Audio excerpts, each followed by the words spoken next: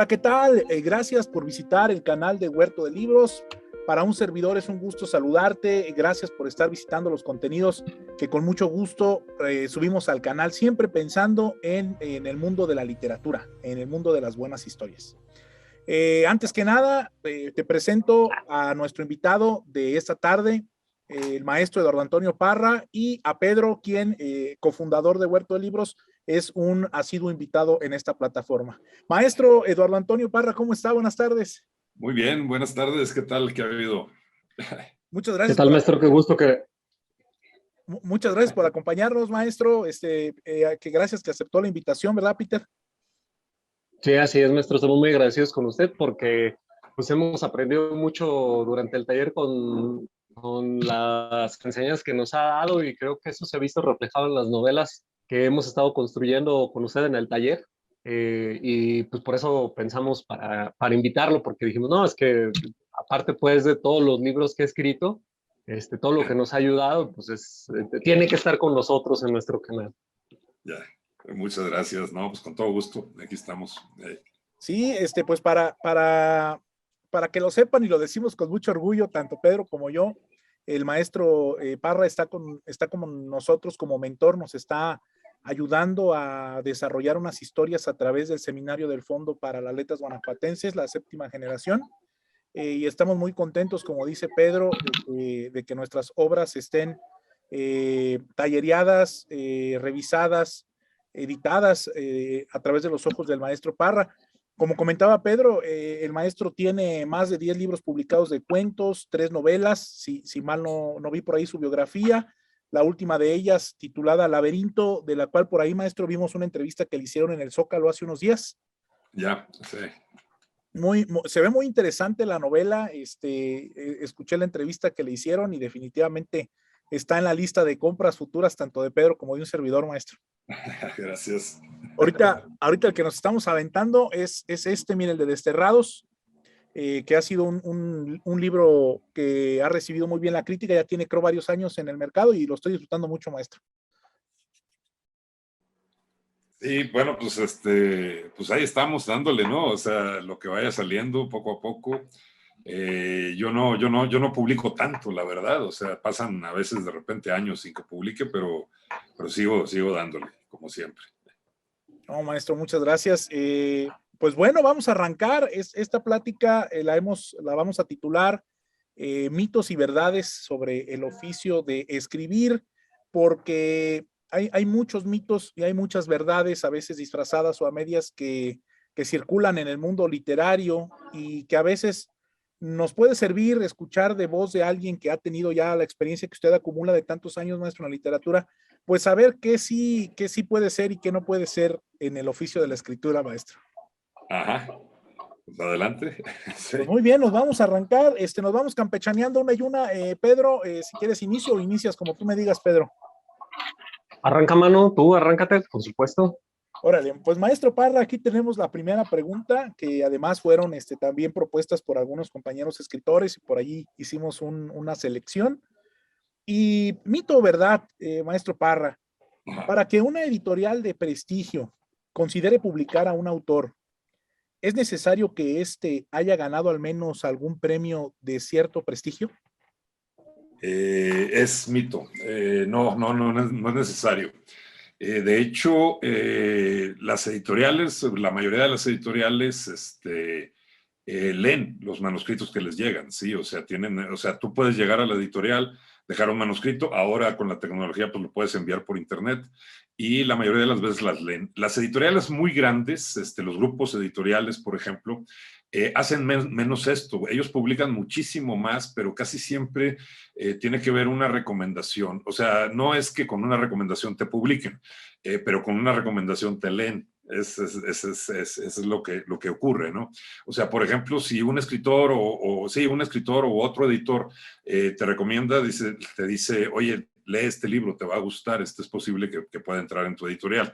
Las editoriales más pequeñas son más lectoras, o sea, en mi caso, por ejemplo, pues yo vivía en Monterrey cuando publiqué mi primer libro, yo llegué a la Ciudad de México con mis manuscritos bajo el brazo, ¿sí?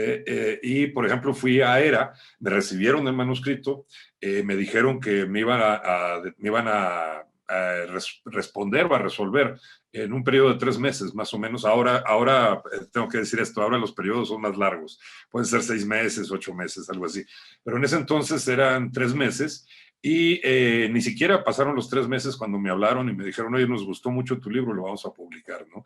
Yo sí tenía, ahorita lo que dices de los premios, era un libro de cuentos, yo tenía varios cuentos premiados a nivel nacional en ese libro, pero cuando le dije al editor que tenía varios premios nacionales, es como si le hubiera dicho, ayer llovió o había mucho tráfico para llegar aquí, o sea, ni siquiera parpadeó, o sea, no le interesó en absoluto que tuviera premios o no tuviera premios. Ahora, hay premios, por ejemplo, de los del INBA, premios nacionales e incluso premios internacionales, que no implican la publicación, y ese premio, uno piensa que ya con ese premio ya puede entrar a una editorial de circulación o de prestigio, y muchas veces no les interesa, o sea, ellos leen el libro como si viniera virgencito, sin premios y sin nada, y si les gusta y se acomoda a lo que están publicando, entonces lo publican. Si no, no, aunque esté muy premiado. Sí. Perfecto, maestro. Muchas gracias. Sí, sí llegué a escuchar en alguna ocasión que compartía su experiencia visitando, que tenía su lista, llevaba una lista, ¿no, maestro? Para visitar varias editoriales. Era 1994, creo, 95, no me acuerdo, y tenía yo mi lista, decía mi primera división, segunda división y tercera división, ¿no? Y decía, si me batean todos los de primera, pues me voy a la segunda y así. Y en la primera, pues estaban las editoriales que a mí me interesaban, estaba el Fondo de Cultura, estaba Ediciones Cera, estaba Joaquín Mortiz, estaban todas las que en ese momento pues eran las que publicaban a los autores mexicanos, ¿no? Y afortunadamente me aceptaron en ERA, ¿no? No, qué bueno. Perfecto, maestro. Muchas gracias. Pues Pedro, síguete con, sí, con la otra. No, la segunda, maestro. Mucho del contenido que tenemos actualmente no solo pasa por la autocensura del propio autor, alguna situación en su libro que le parece inapropiada, alguna parte de la historia que piensa que no debería ir o que no debería contarse por X, Y o Z. En el taller pasado hablábamos un poquito del asunto de la violación, mucho de la violación de algún personaje, hombre o mujer indistintamente, y que muchas veces los autores preferían no meterse en camisa de 11 varas y dejar de lado temas de ese tipo. En su experiencia, ¿qué tan frecuente es la autocensura en la literatura? Y si está conectado con algún otro medio, comparado con otros medios, ¿qué tan frecuente es esta? ¿Es más frecuente en los libros que, por ejemplo, en los medios electrónicos o es menos frecuente? Mira, qué bueno que hablas de autocensura, porque la censura realmente no existe, ¿sí? O sea, se supone que no existe, puedes escribir de lo que quieras. Pero hay muchos autores que sí tienen cierta tendencia a evadir o a evitar algunos temas, ¿no? Pienso, por ejemplo, no sé, lo mencionaste, el de la violación, la violación de una mujer, etcétera. Creo que en la actualidad, con esta cuestión de la política correcta, con lo políticamente correcto, muchos autores le sacan la vuelta. Y creo que no deberían. O sea, creo que todos los temas se pueden abordar. Depende de cómo se aborden también. O sea, no se trata de hacer una apología de un violador, como no se trata de hacer, aunque hay muchas, una apología de un capo de la mafia, de un narcotraficante. Por ejemplo. Pero se puede también, y se puede publicar. Aquí yo creo que muchos autores le sacan la vuelta para no verse atacados, sobre todo en redes sociales, ¿no? Este tipo de cosas, o la famosa de la cancelación.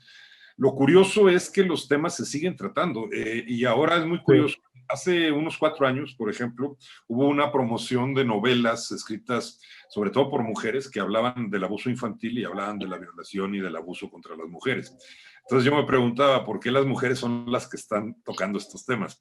Por supuesto, pues porque a ellas nadie se les viene encima, ¿no? Aunque sean bastante, vamos a decir, crudas sus descripciones, el abordaje de los temas. Pienso, por ejemplo, fueron como 4 años, salió Temporada de Huracanes de Fernanda Melchor, y ahí viene el abuso una muchacha por su padrastro bastante fuerte tratado. Salió El monstruo pentápodo de Liliana Blum, que el tema es de estos secuestradores de niñas que las mantienen secuestradas para violarlas durante largo tiempo, ¿no? Que se ha dado en Europa, sobre todo en los países nórdicos, se ha dado bastante, y la novela es bastante fuerte. Apareció una novela de Julieta García González, donde también se habla del abuso de un adolescente por parte de sus vecinos, etcétera, ¿no? Entonces decía, bueno, Nefando de esta Mónica Ojeda, la ecuatoriana, que habla de pornografía infantil y del abuso, no nada más del abuso, sino la filmación de ese abuso, pero resulta que en esta novela los que suben a la red los videos son precisamente las víctimas ya cuando son mayores, ¿no? Todos esos temas los abordaron las mujeres. Yo escuché muchas conversaciones que decían, bueno, si hubieran sido los hombres los que los hubieran abordado, se les hubieran venido durísimo encima.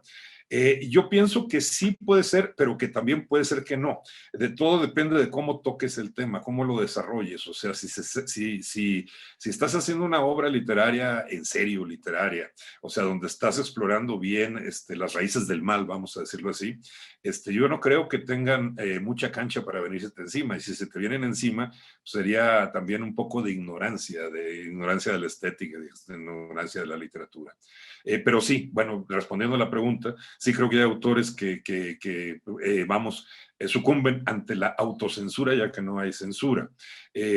Otro de los temas es la violencia, ¿no? Me ha tocado, por ejemplo, ser jurado en varios premios, que de repente llega uno de los jurados y dice, no vamos a premiar más violencia. Y entonces yo sí me enojo, ¿no? O sea, le digo, espérame, ¿cómo no que no vamos a premiar más violencia? Dice, no, es que ya estamos hartos de violencia. Ya estás harto tú. Yo estoy aquí para ser jurado de literatura, no de moral.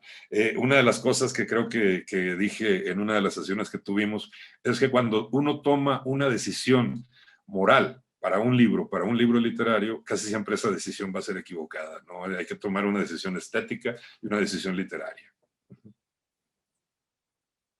Y por ejemplo, usted ha decidido, bueno, es que por lo general no es el tema de sus libros, pero ¿usted ha habido algún texto en el que diga, ah, caray, mejor en esto, así como está la onda actualmente, mejor no voy a dejar del adicto y me voy a centrar más en alguna otra cosa? ¿Usted mismo ha pasado por ese proceso? No, la verdad tengo que decir que no. Mira, yo desde que empecé a escribir, yo abordé el tema de la violencia de frente muy, muy fuerte. Y sí me preguntaban mucho, ¿por qué tanta violencia? Y en esa época no había tanta violencia en el país cuando publiqué mi primer libro, ¿no? Yo decía, bueno, pues es que a mí hay un efecto de fascinación y me gusta explorarla por medio de la literatura, ¿no? No he tenido esta cuestión de autocensura. Incluso hay temas como los que te acabo de mencionar, de abuso infantil y todo esto que me dan ganas de abordar, ¿no? ¿Por qué? Porque sí, siento que es una exploración del lado oscuro de la humanidad, ¿no? Y habría que hacerla, siempre lo han hecho los escritores, los literatos. Sí, y yo pienso que cuando un autor cae en las garras de un grupo determinado, pues más que nada, más que, como usted dice, tomar una decisión moral respecto al contenido del libro, se debe tratar de evaluar más bien la forma en la que está escrito el libro y la forma en la que lo aborda, ¿no? Claro. Siempre es complicado, pero yo cuando veo que hay alguna reacción respecto a tal o cual libro, respecto a tal o cual película, primero me pregunto, bueno, ¿qué es lo que me está diciendo el autor? Para poder embarcarme en juzgarlo, pues primero necesito ver el contenido, ¿no? Leer el contenido. Y ya después decidiré si me gusta o no. Y no solo eso, sino que por lo general yo no digo, no, tal libro no debe ser leído porque antes al contrario. Digo, perdón por la analogía que va a sonar después de la cátedra que nos acaba de dar de literatura, comparar lo que pasó con Pepe Le Pew es pueril, pero por ejemplo, al personaje que lo tacharon de, ¿cómo era? De acosador, pues en realidad es un personaje cómico, es una sátira, y como buen francés no era acosador, nomás apestaba, y las cosas, no se van a ofender los franceses, una disculpa a todos, yo sé que no apestan, sí apestan. Pero bueno, el chiste de todo esto es que, más que censurar algo, más que lanzarnos a censurar algo como público. Creo que deberíamos hacer el análisis de las cosas y enseñar a los más jóvenes, mira, ¿sabes qué? Esto que está presentando tal libro, tal película, es ficción, esto no lo debes de hacer, tú no te debes de comportar así, este comportamiento es inadecuado. Más bien enseñarles a los niños a criticar, a analizar el contenido, criticarlo y entender que lo que te están mostrando pues no es más que una representación de la realidad. Bueno, eso Claro. desde mi punto de vista. De hecho, yo estoy de acuerdo contigo. Yo también me enojé cuando censuraron a Pepe Le Pew, como muchos años antes me enojé cuando censuraron a Speedy González, que porque según esto etiquetaban a los mexicanos, ¿no? A mí me fascinaba Speedy González, No. fascina Pepe Le Pew. Sí, a mí también me encanta Speedy. Sí. Entonces, no sé, o sea, otra de las cosas, no se puede, por ejemplo, estas cuestiones, ¿no? Estas caricaturas que son del siglo pasado, que son de mediados del siglo pasado, no se puede criticar o censurar algo con criterios actuales de lo que fue en su época perfectamente permitido, como quieren los gringos. Muchos gringos quieren censurar ahora la obra de Mark Twain o la obra de Faulkner por cómo trataba a los negros, ¿no? Sí, o con la cabaña del tío Tom, ¿no? También, o sea, pues precisamente la cabaña del tío Tom, que es de la que nos está hablando ahorita, o sea, ¿cómo se traen? Yo de las que más he querido, admirado y todavía llevo en el corazón por todas las lágrimas que derramé, ¿no? Sí. Y que tratar de limitarla, de acarla precisamente por la forma que lo trataba, y además que la autora lo hizo de una forma en realidad respetuosa, ¿no? Porque los personajes de color en realidad son los afroamericanos, ahí son pues si lo podemos dividir de una forma maniquea, son los buenos y tienen muchas virtudes, los cuales usamos carecen. Entonces, sí me pareció a mí también ridículo y precisamente, ¿qué cree que con esto acaba de contestar sin querer mi segunda verdad o mito? Así que yo creo que Mason se va a tener que chutar dos seguiditas porque lo que yo le iba a preguntar, mi segunda pregunta era ¿qué tanto los tiempos actuales han acotado la libertad de expresión? Y pues parece que hemos llegado a concluir que es bastante y que no debería ser de esa forma. Claro, y además cuando todo esto empezaba, a mí lo que más me sorprendía es que toda esta nueva ola de censura venía de la izquierda liberal, ¿no? O sea, precisamente de una posición ideológica que normalmente exaltaba la libertad de expresión, pero ahora ellos son los que, la gran mayoría son los que quieren modificar los comportamientos. Digo, por supuesto, no hay una ley en contra de lo que se escriba, la libertad de expresión está defendida, pero los resultados, por ejemplo, de la cultura de la cancelación son bastante fuertes. Sí. Yo por eso no tengo redes sociales. Se me hace que debemos empezar a abandonarlas. No, no es cierto, hasta que seamos conocidos, porque si no, nos van a pelar. Sí. Muy bien, perfecto. Bueno, pues entonces por ahí nos iríamos con otra verdad o mito que creo se puede amalgamar perfectamente bien con el hilo que llevamos. En este sentido, ya al momento de trasladar las historias de la vida real que muchas veces inspiran, o la mayoría de las veces inspiran a estas historias de la ciencia ficción, que a veces plasmamos en el mundo literario, maestro Parra, ¿es verdad o es mito que al momento de escribir es más importante el fondo de la historia que la forma de la historia, maestro? Ajá. No, creo que es mito. Creo que tiene que haber un equilibrio muy bien establecido entre el fondo y la forma. Vamos a decir esto, mucha gente piensa muchos escritores piensan que es más importante la forma. Yo a veces me inclino por eso. Quiero decir esto. El tema, vamos a decir, el tema que abordes, creo, cualquiera podría escribirlo de alguna manera, ¿sí? Pero la manera del modo en que lo escribes, ¿sí? La forma que le das, es donde está tu sello personal, ¿no? O sea, vamos a decir, ¿cuántas novelas policíacas se han escrito a partir de un crimen y su resolución? ahí está el tema, ¿no? Hay cientos, hay miles, hay quizá millones, ¿sí?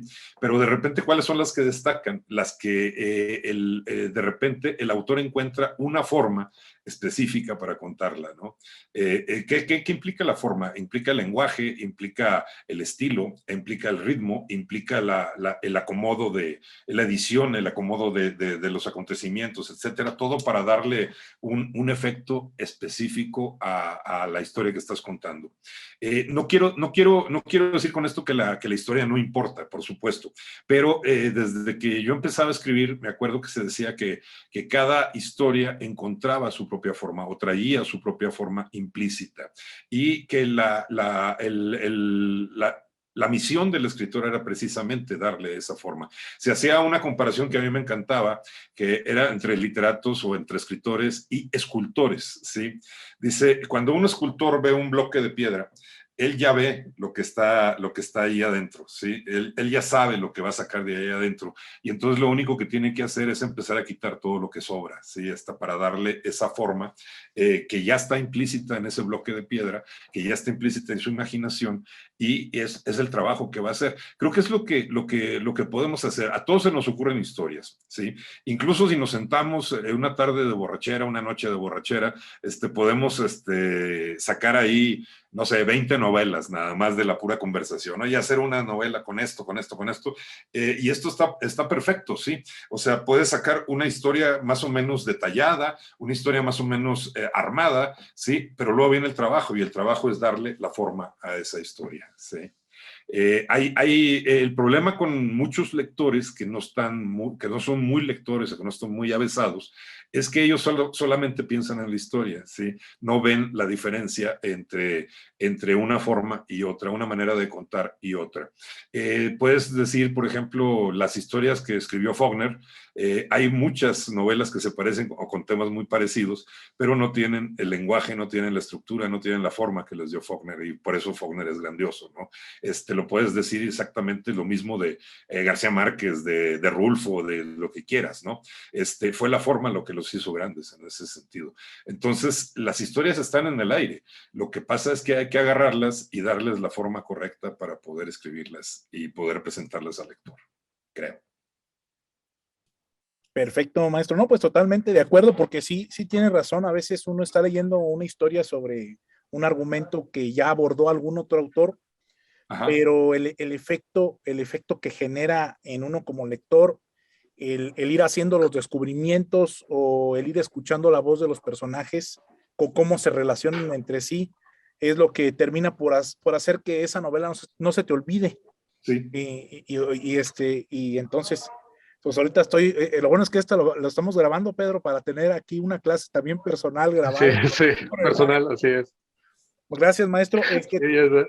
¿Te sigues, Pedro, o tú dime? No, dale tú, Mason, porque yo me chuté mis primeras dos preguntas ahorita una tras de otra. Fue sin querer, de verdad. Nada más que, pues, como estaban muy hiladas, pues salió. Perfecto. Pues de hecho una se vinculaba también con lo que estábamos platicando y de una vez se la planteamos al maestro Parra. Ahorita hablábamos de la autocensura.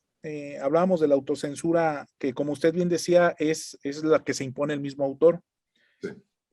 Pero hablando a nivel de la sociedad, a nivel de los lectores, maestro, mito o verdad, ¿todavía hay temas tabú en la literatura de la actualidad, maestro, hoy en día?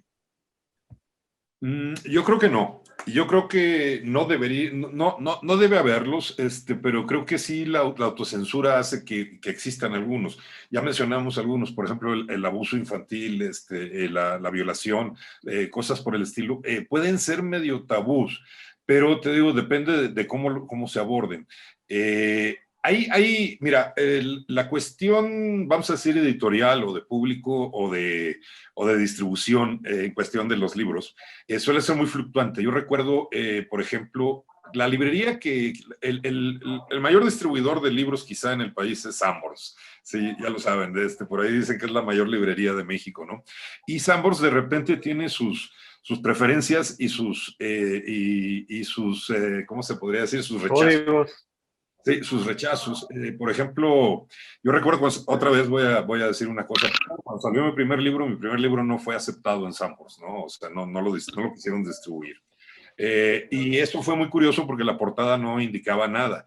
Entonces me decía mi editor, dice, esto quiere decir que lo leyeron, eso ya es un avance, ¿no? Porque había temas muy fuertes en ese primer libro. Esto fue en los 90, pero después, más o menos por ahí de 2011, 2012, recuerdo perfectamente un premio donde fui jurado yo, el premio Grijalbo de novela, que lo ganó BEF con una novela que se llamaba Hielo Negro, que tenía que ver con narcotráfico y todo esto. La editorial sacó la novela con una pistola escuadra en la portada, humeando, ¿sí? Y Sambors no quiso ese libro tampoco, porque incitaba a la violencia por la portada. Es lo mismo que dije hace rato, ¿no? He estado en deliberación de jurados donde llega un jurado y dice, no vamos a premiar violencia, ¿no? Le decía yo, pues vamos a premiar lo mejor, sea violencia o no sea violencia, la mejor novela o el mejor libro, esto es literatura, ¿no? Entonces, es fluctuante. De repente las distribuidoras no quieren más violencia o las editoriales no quieren publicar libros de violencia, pero al año siguiente otra vez vuelven, ¿no? O sea, entonces es también, depende del momento. En cuanto a otros temas, como no son tan abordados, los que mencioné, por ejemplo, abuso infantil, violaciones, maltrato a las mujeres, todo eso, no son realmente tan abordados más que sobre todo del lado de la denuncia. Es más difícil ver qué tanto son esas fluctuaciones. Pero, repito, yo creo que no hay temas tabús. Todo lo que debe verse es cómo están abordados los temas, y si están abordados desde un punto de vista estético, literario, creo que cualquier tema se puede abordar, incluso si no lo están, porque no hay censura en este país, vamos a decirlo así. O sea, yo creo que entre los libros muy mal escritos y muy mal hechos, te puedes encontrar temas horripilantes, ¿no? Y nadie dice nada, nadie dice. Un ejemplo, por ejemplo, colegas que han tratado mucho sobre el narcotráfico, sobre los narcotraficantes en literatura. Yo he estado presente cuando les preguntan, ¿y no te da miedo? ¿No te da miedo que te vayan a matar? Y nada más se sonríen y dicen, los narcos no leen. No me da miedo, no hay problema con eso, ¿no? O sea, excepción hecha de los que sí hacen crónica o hacen periodismo, ahí sí corren peligro. Pero, por ejemplo, en literatura no. O sea, pienso en Elmer Mendoza, que es mi compadre, sí, que todas sus novelas recientes tratan sobre el narcotráfico, y a él le han preguntado eso y dice, no, pues no me da miedo, no. Para empezar, no estoy ofendiendo a nadie. Si estuviera ofendiendo a alguien, dice, pues ellos no leen, no importa. Ni cuenta se da. Perfecto, maestro. Pues muchas gracias por compartir. La verdad es que, pues siempre se dice que la literatura es como a veces es como una obligación que se le impone al escritor el hacer un retrato o reflejar un poco de lo que es la realidad, ¿no? Y a veces es ahí donde están los temas difíciles a tratar. Pero pues le agradezco mucho, maestro. Pues nos seguimos con la que trae Pedro. Gracias. Pues ve lo que sucede, no, nada más lo que sucedió más bien con Lolita, que pues querían también quemar los libros por ahí en una feria de libro, algo así, un grupo que quería quemar los libros de Lolita. Espérate, pues ¿por qué no?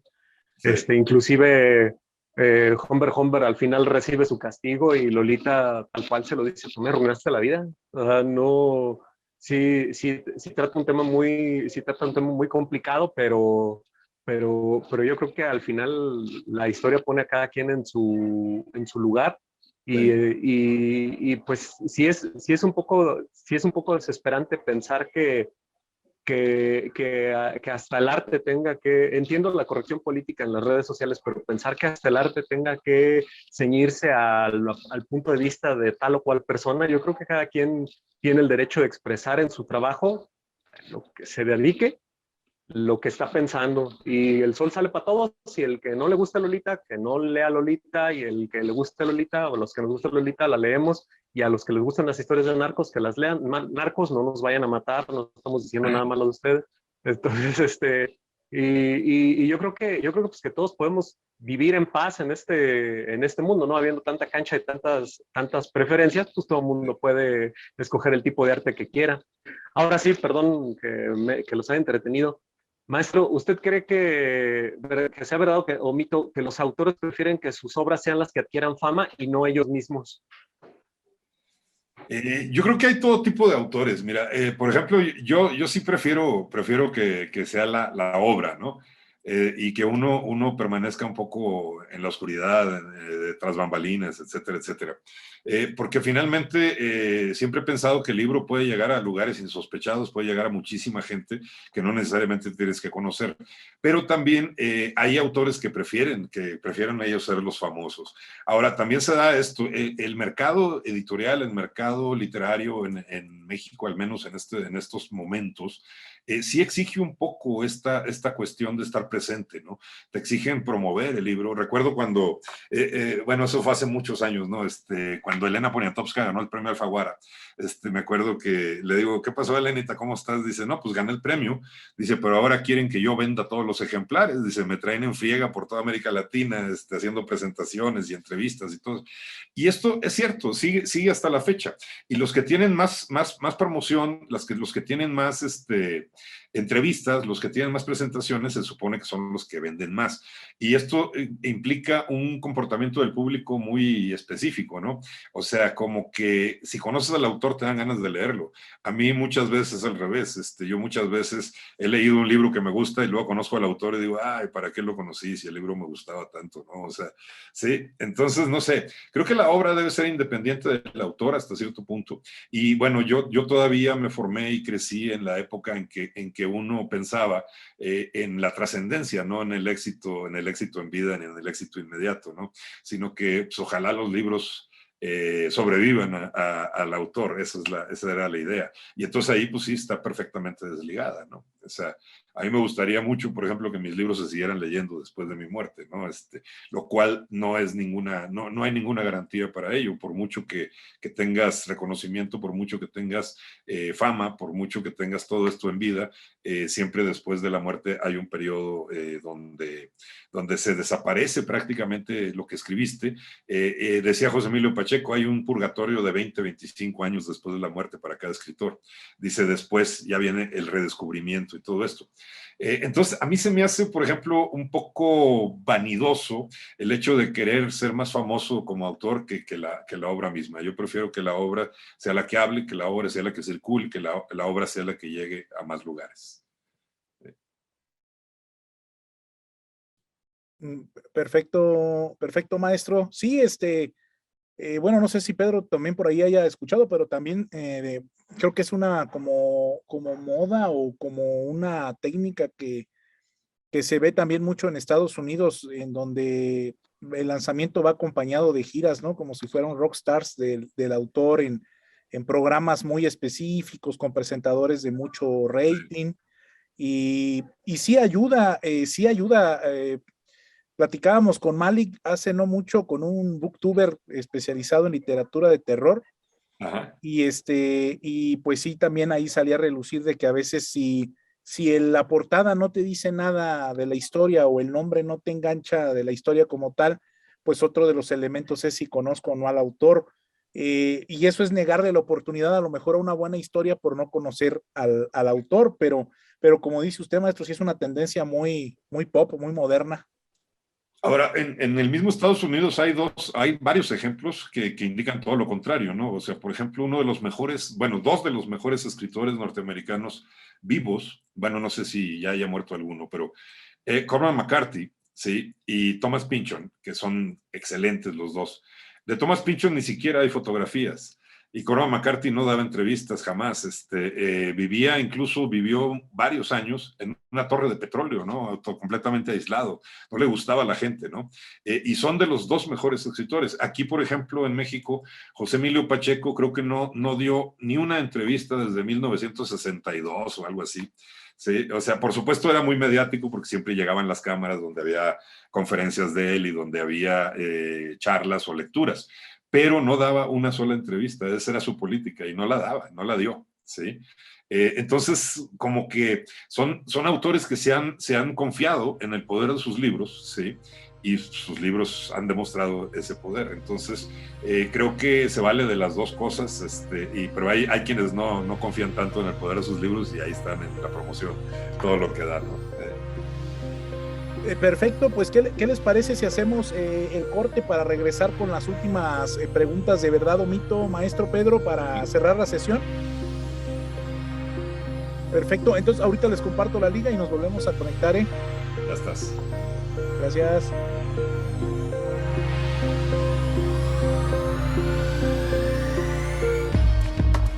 Gracias por seguir viendo el video, el contenido de Huerto de Libros. Ya estamos de regreso de la pausa comercial.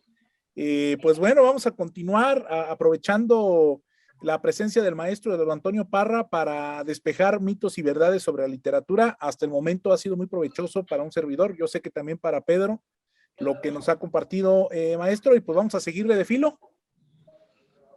Va. Ajá. Muy bien. Por aquí tenía dos más.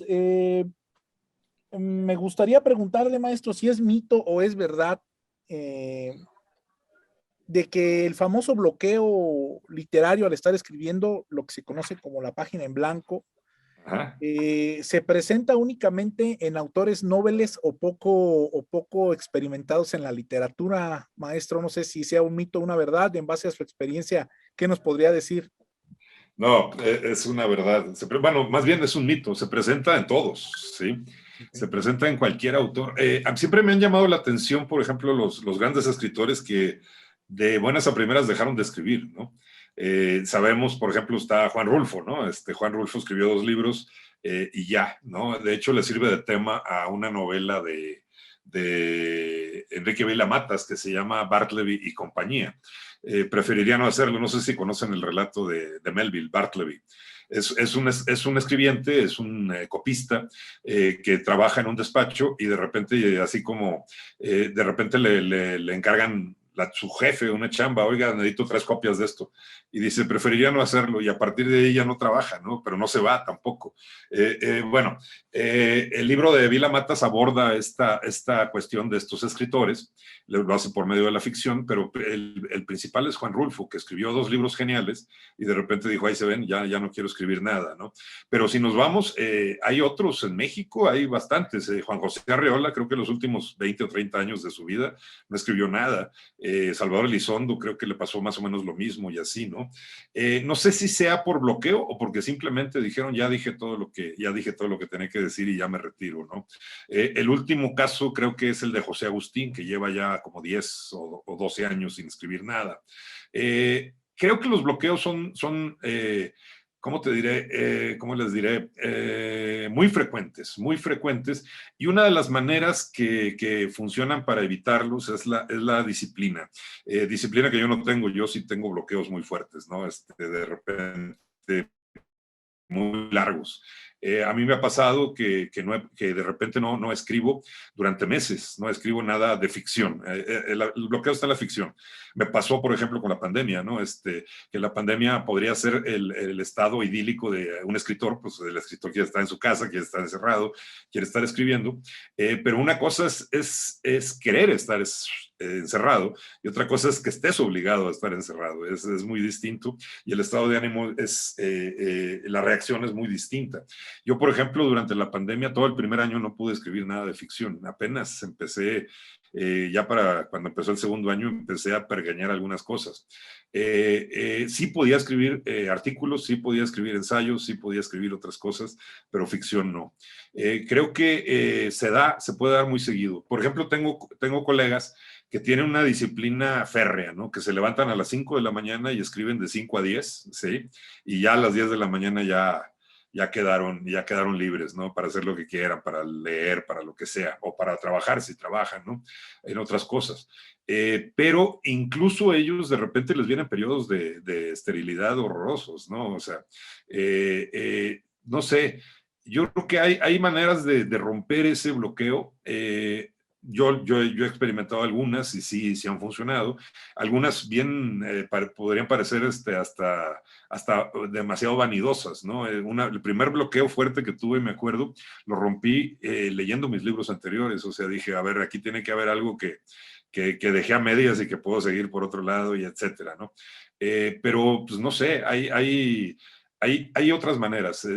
Todo el mundo lo sufre, creo, no nada más los que empiezan. Y creo que es más terrible cuando ya tienes varios libros y dices, ah, hijo, y ahora no me sale nada, ¿no? O ahora todo lo que me sale es chafa, ¿no? No sirve, ¿no? O sea, ¿por qué? ¿Por qué está pasando esto? Yo creo que pues, simplemente seguir con la persistencia y seguir insistiendo. Eso es todo. En algún momento va a salir algo. Maestro, y en esta tesitura, le comento yo, porque Pedro lo sabe, me puse la meta de escribir una novela negra y la empecé 7 veces. Ajá. Las 7 veces me gustó, los 7 arranques me encantaron, Pedro conoce 2, pero cuando llegaba a cierto capítulo ya no veía la novela, o sea, Sí. ya no, o sea, los personajes ya no se movían y yo no los podía mover ya. Los 7 arranques se quedaron en el congelador y volví a empezar de nuevo y creo que encontré la voz de la protagonista de la novela y se ha facilitado. ¿Cuál bloqueo cree usted que es más difícil de zafar? ¿El bloqueo por la falta de una idea para tener el argumento central, o sea, la creatividad? ¿O el bloqueo por la forma en cómo vertir lo que ya quiero contar, pero no encuentro la forma de sacarlo, maestro? Yo creo que el primero, cuando no tienes idea, es más difícil, o sea, encontrarla que te guste y que te aferres. El segundo, por ejemplo, sí es desesperante porque te ya vas encarrilado, ¿no? Y de repente te topas con pared. Pero creo que ahí, ese también me ha pasado. Me pasó, por ejemplo, con un cuento que ahorita creo que es uno de mis cuentos más leídos porque fue el que ganó un premio en Francia, etcétera. Se llama Nadie los vio salir. Yo lo escribí y lo empecé a escribir, me acuerdo, y sabía perfectamente dónde terminaba la historia y todo. Pero llegué a la mitad y ya no supe cómo llegar a ese final, ¿no? Y le estuve dando vueltas y le estuve dando vueltas, hice varios ensayos y no me gustaron, hasta que finalmente dije, no, este cuento está fallido, ya se abortó. Lo guardé en un cajón. Vivía en Monterrey en ese entonces, en el Inter me cambio a la Ciudad de México, me cambio de casa, de ciudad, y me acuerdo que como ya tenía 6 meses en la Ciudad de México y de repente estoy sacando cajas y me encuentro el manuscrito, ¿no? Y lo vuelvo a leer y en el momento de leerlo dije, claro, es bien fácil, era por aquí, ¿sí? Y me puse a terminarlo y lo terminé, pero fue simplemente que lo dejé descansar, descansó como unos 10 meses ese cuento en un cajón. Y me olvidé de él, que eso yo creo que es muy sano. Y creo que eso funciona muchas veces también cuando estás atorado en una novela o en otro texto, que de repente dices, no sé cómo seguirle, pues échalo al cajón y déjalo dormir, ponle 1 mes, 2 meses, ¿no? Olvídate de él, haz otras cosas. Y luego cuando lo recuperes, sí, no pienses en él, esa es otra. Y cuando lo recuperes, a lo mejor se te presenta la salida. La última novela que publiqué, también tuve, no sé, 4 o 5 inicios. La inicié como 5 veces. A la diferencia de ti es que no me gustaba. Decía, no, no me gusta, no es esto lo que quiero, no es esto. Y como a la 6ª o 7ª fue cuando salió la voz que yo quería, ¿no? Dije, ahora sí me quedo aquí y por aquí va, ¿no? Que es la del laberinto, ¿no, maestro? Sí, el laberinto. Sí. Hay que apuntarla ya en la lista de pendientes, Pedro, es el laberinto. La pila que lleva así de este tamaño. Sí. Sí. Pues adelante, Pedro, gracias, maestro. Oiga, maestro, ¿y es verdad o es mito? Sobre todo con autores noveles, pues yo me imagino que esto podría incluir a los veteranos de alguna manera, pero sobre todo con autores noveles, ¿es verdad o es mito que si una editorial se arriesga con un autor, lo lleva a los estantes y si el libro no se vende, esa editorial no vuelve a publicar al autor con el que se arriesgó al principio? Mira, yo creo que depende de la editorial, pero entonces la respuesta sería sí es medio verdad y es medio mito. Hay editoriales que son más comerciales que otras, ¿no? Y esas editoriales, vamos a decir que sus decisiones no se toman tanto por el lado literario, sino por el lado comercial. De hecho, incluso en esas editoriales, que son las más grandes, los grupos editoriales, tienen mucho voto el director comercial, ¿no? Entonces, en las juntas de lo que van a publicar, en las juntas editoriales, de repente dice el director comercial, es que eso no se va a vender y eso ya limita un poco la posibilidad de publicación. Si por ejemplo, una editorial te publica, tú eres un escritor novel, es tu primera novela, y confía mucho en ti y publica con un tiraje amplio, un tiraje amplio en este país, vamos a decir, es arriba de 2,000, ¿no? Sí, vamos a decir que te publican 5,000 porque piensan que se van a vender muchos. Y no se venden, ahí sí puede haber problemas. En esa misma editorial, si llevas otro libro y te dicen, no, pero el mismo gerente comercial va a decir, oye, pero ya publicamos algo de y no se vendió, entonces pues ya no, ¿no? Que eso sucede también en lo que se refiere a traducciones muchas veces. Te traducen a otra lengua, en otro país, y te confían mucho y sacan 7,000 ejemplares y vendiste 500, pues no te vuelven a traducir, ¿no? Por supuesto, ¿no? Eso sí puede pasar. En las editoriales más pequeñas, las más literarias, puede que no tenga tanta importancia. O sea, vamos a decir, oye, el libro anterior no se vendió, pero este me gusta más, entonces lo sacan, ¿no? O sea, porque ellos publican más dirigiéndose por sus gustos literarios más que comerciales, aunque también pues tienen que vivir, ¿no? Entonces tienen que tomar en cuenta eso. Sí es un problema, pero mira, es un error que se comete muy pocas veces. O sea, el editor lee el libro y dice, yo calculo que esto se va a vender más o menos poquito, entonces sacan una edición normal, ¿no? 2,000 ejemplares o 1,500. Y ya si se agota, pues entonces ya reimprimen. Si de esos 2,000, pues no vendiste más que 20 o 30 o 50 o 100, entonces sí ya te empiezan a cerrar las puertas, es algo terrible.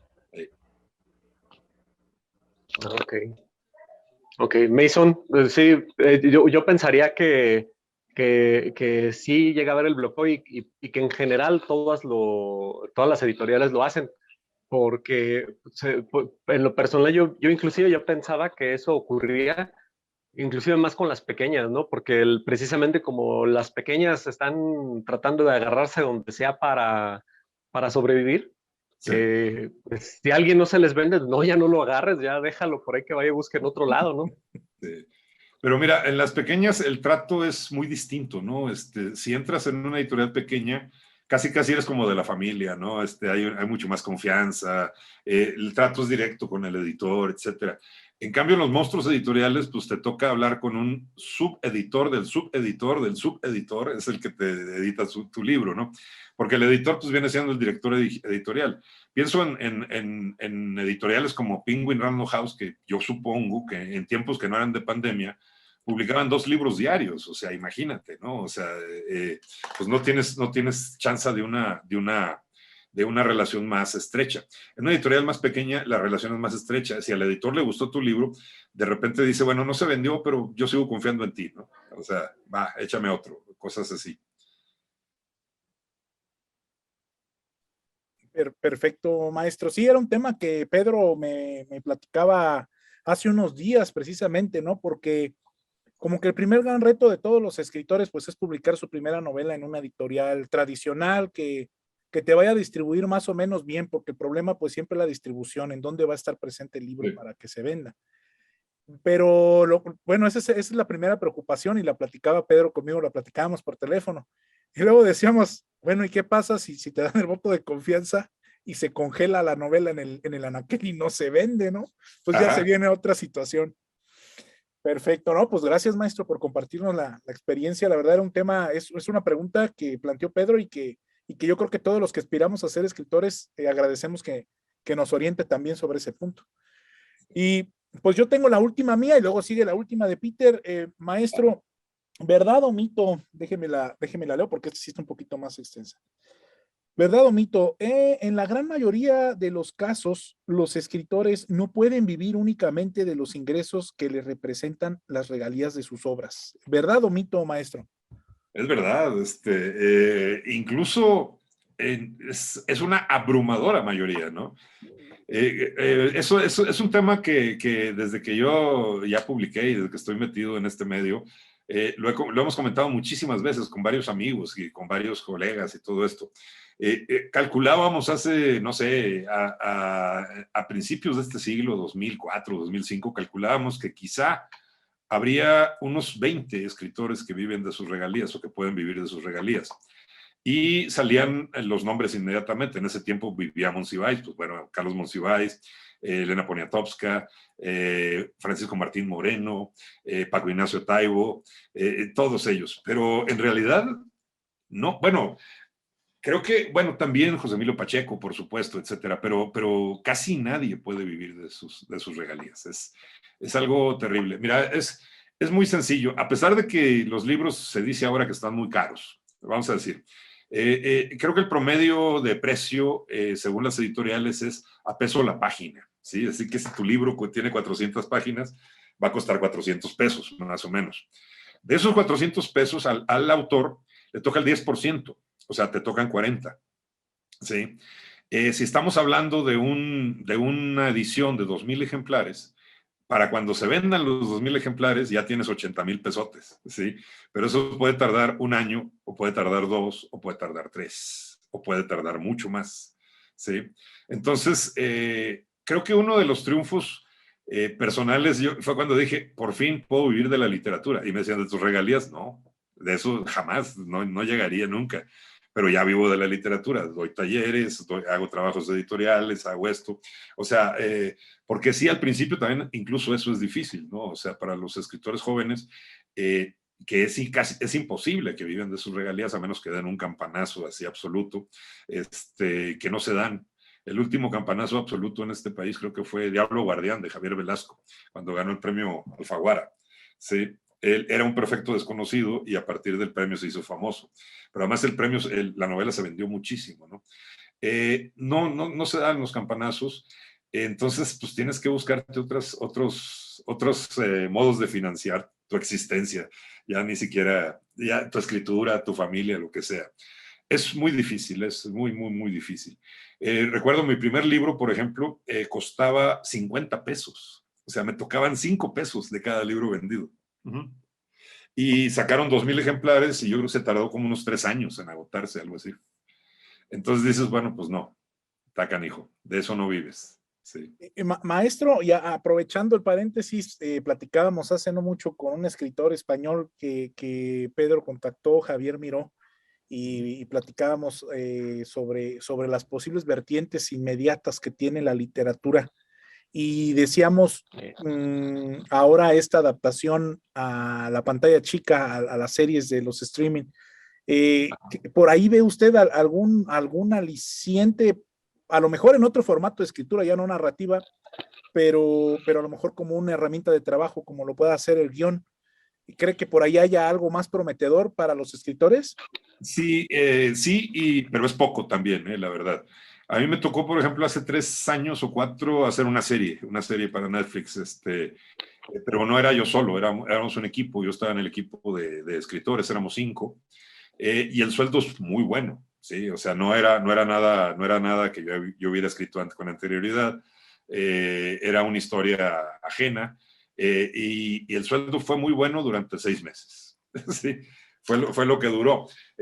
Por eso digo, es muy poco. Sí salen de repente este tipo de trabajos, pero ese tipo de trabajos, según estaba leyendo hace una semana, eso implica también que se contraten escritores, implica también una falta de guionistas profesionales en este país. ¿Sí? Y se supone que lo que esperan es que haya los suficientes guionistas profesionales para ya no contratar a los escritores, ¿no? A los literatos. Sí dan buenos sueldos, pero te digo, son pocas tienes que estar muy metido en el medio también para que te salga trabajo constante, ¿sí? Y son pocas las producciones en realidad. Ahora, el hecho de que lleven un libro tuyo a la pantalla, ya sea al cine o ya sea una serie, ahí sí puede ser una entrada muy interesante, pero cuando empiezas en pláticas con un productor o con un director para que se le antoja hacer tu libro, lo que sea, puede pasar 10 o 15 años hasta que se firme el contrato. ¿Sí? O sea, es muy lento esto, por ejemplo. Cuando yo empezaba en el 99, a un colega, Mario González Suárez, le contrataron una novela que se llama De la Infancia. La filmó precisamente, ¿cómo se llama? El que hizo La Mujer de Benjamín, Carlos Carrera. Sí, la filmó Carlos Carrera, creo que algo así como 14 años después. ¿Sí? Entonces, el contrato que firmaron en ese momento no sé si implicó dinero o no implicó dinero. Pero si no, pues fue hasta 14 años después cuando le pagaron a Mario, y no sé qué tanto le hayan pagado, la verdad, porque hay de repente productores que sí pagan bien, y hay otros que te dicen, no, pues somos experimentales, estamos empezando, vamos a aventarnos tu libro, pero no tenemos lana, bla, bla, bla, etcétera. Entonces es muy curioso. Sí hay otros modos de sobrevivir.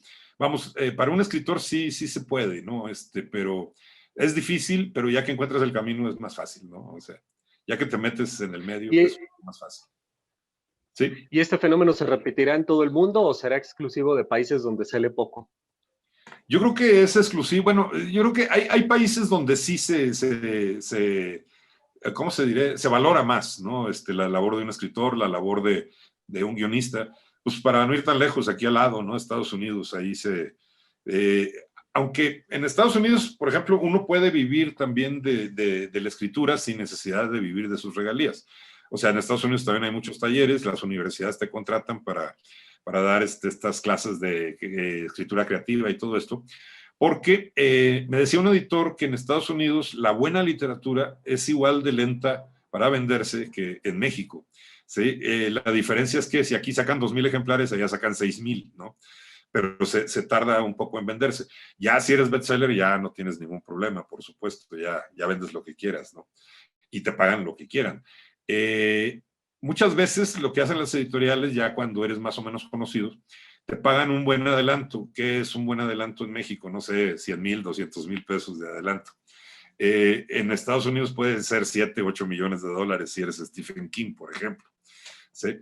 De adelanto. Ese es adelanto de regalías, ¿no? Por supuesto, eso se va a descontar de tus regalías cuando ya se empiece a vender el libro. Y entonces a veces pasas 3 años sin cubrir el adelanto del editorial, ¿no? O sea, es como funciona. Ahora, en Estados Unidos, por ejemplo, el guionista, ahí sí hay guionistas profesionales y ellos ganan muy bien. Eso sí ganan muy bien. Sí. Perfecto, maestro, ¿no? Pues muchas gracias, muchas Hasta tiene su gracias. sindicato. Y pues bueno, Pedro, hay que talacharle, hay que talacharle. Sí, sí. Este, Sí, mi carrito de hamburguesas, ahí lo encuentro en la esquina de Manuel Doblado con Hermenegildo Galeana, todos los días a las 8 de la noche, ahí me encuentran. Peter, Y pues. los jugos antes de venirme al hospital. Oiga, maestro, ¿traes la última? Mi última pregunta, porque creo que ya tampoco nos queda mucho tiempo. ¿Es verdad o es mentira que los premios de los certámenes ya están amarrados y que la novela ganadora únicamente el certamen es como parte de la publicidad de la novela? Depende de qué tipo de premios. Por ejemplo, los premios del INBA, los premios que son por instituciones y todo eso, esos son perfectamente limpios, ¿no? O sea, son perfectamente limpios. Me consta porque he sido jurado pues, más de 100 veces ya, ¿no? Y nunca me han dado línea de nada. Donde se dice que sí pueden estar amañados son los premios de las editoriales, ¿sí? Incluso en el medio se le conoce como premios de agente, ¿no? O sea, que tu agente es el que hace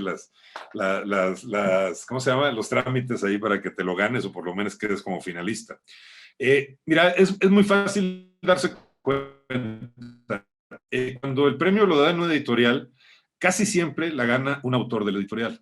¿Sí? Y si no lo gana un autor de la editorial, es un autor que la editorial codiciaba y entonces lo está pirateando a otra editorial. ¿Sí? Eso te das cuenta porque después de que gana el premio sigue publicando en esa, ¿no? Son los premios muy, muy, muy altos. Por ejemplo, el premio Planeta no se lo van a dar a ningún escritor nuevo, por muy genial que sea la novela, porque no va a vender lo que tiene que recuperar el premio. No sé si ustedes sepan cuánto es el premio Planeta. Es 1,000,000 de euros, ahora ya, ¿sí? Entonces, imagínate que se lo dan a Perico de los Palotes, pues nadie lo conoce y nadie lo va a comprar, ¿no? Entonces, y ellos tienen que recuperar ese millón, ¿sí? El premio Alfaguara son $175,000, también tienen que recuperarlo. Casi siempre han perdido, sale perdiendo la editorial, pero recupera gran parte, pues, ¿no? Entonces tiene que ser a nombres ya más o menos fijados en el mundo editorial para que se vendan. Es muy difícil. Ahora que mencionaba a Javier Velasco creo que es el único caso en Alfaguara que ha ganado un desconocido, ¿sí? Y eso le funcionó muy bien al premio porque se vendió muchísimo, ¿no? Como que adquirió legitimidad, prestigio, etcétera, etcétera, ¿no?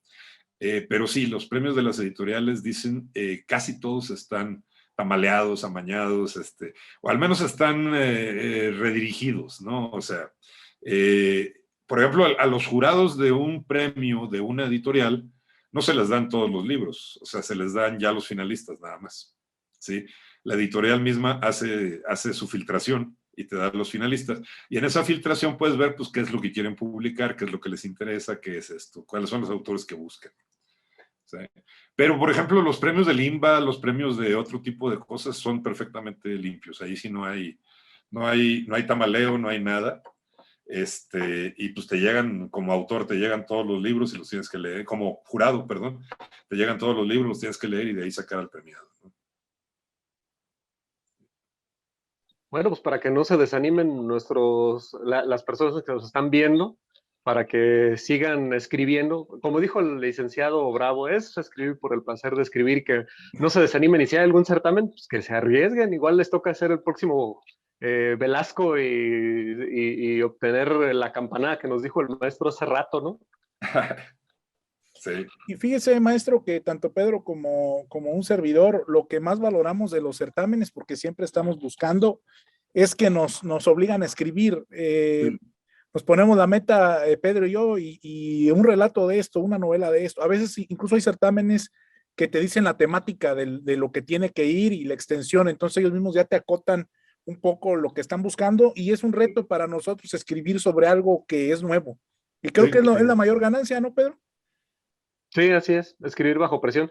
La novela que le mandé, maestro, esa me la chuté en un mes, porque precisamente traía la presión del certamen encima. Okay. Y dije, pues lo voy a escribir, total, a ver qué sale, nada pierdo. Y al final el resultado me gustó. No sé si va a ganar, claro que tengo el deseo que gane, de que todo eso, no sé si va a ganar, pero en realidad me gustó el resultado y le escribí, pues por eso, por el afán, por el amor a la escritura. Ahora ya que la mandé al certamen y todo, pues lo que quiero es que esté bien escrita. Por eso la mandé. Y lo que me interesa. Y pues seguir picando piedra, como dice Mason. Sí, pues no hay de otra.